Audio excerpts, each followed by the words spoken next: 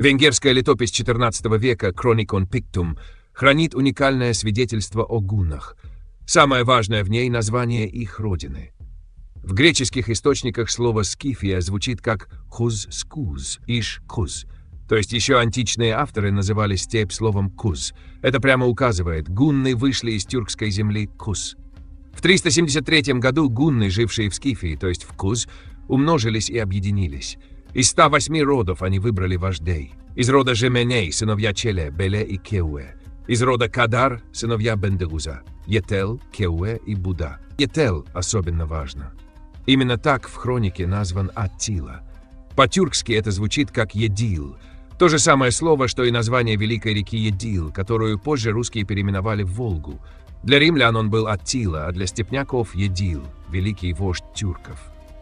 Хроника пишет: гунны выступили целым народом, около 1 миллиона человек. По 10 тысяч от каждого рода. Но это был не только военный поход. В обозах были женщины и дети. На миниатюрах мы видим повозки с семьями. Значит, в путь поднялась целая нация. Часть гуннов осталась охранять родину в Куз, а часть во главе с Етелом двинулась на запад и дошла до самого Рима.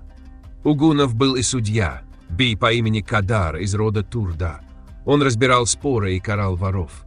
Но если он был несправедлив, народ имел право сместить его. Это не просто легенда, это степной принцип. Точно так же у казаков Би — это не назначение сверху, а доверие народа. Потерял доверие, перестал быть бием. Совет биев у казаков сдерживал даже власть хана. Народ мог не подчиниться несправедливому решению, а ру и аулы могли голосовать ногами и перейти к другому султану.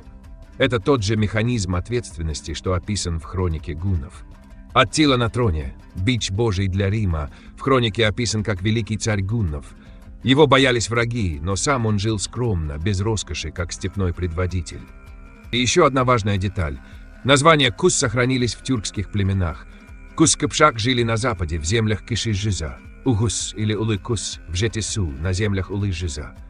Ишкуз или Ишкикус в центре степи, на землях Орта-Жиза. География и названия удивительно совпадают.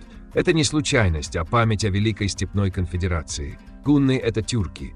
Их родина в хрониках названа прямо. Куз — степь, сердце Казахстана.